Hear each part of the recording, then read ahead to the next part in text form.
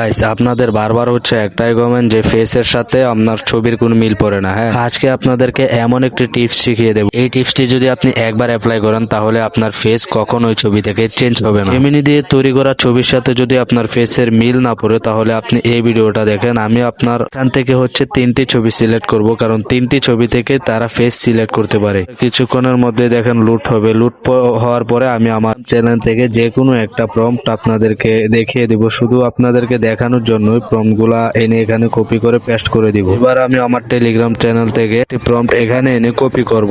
দেখেন কি কি করতে হবে, আর বাকিগুলা তো আপনারা অবশ্যই বুঝেন। আমি এখান থেকে এই প্রম্পটটা কপি করে নিব।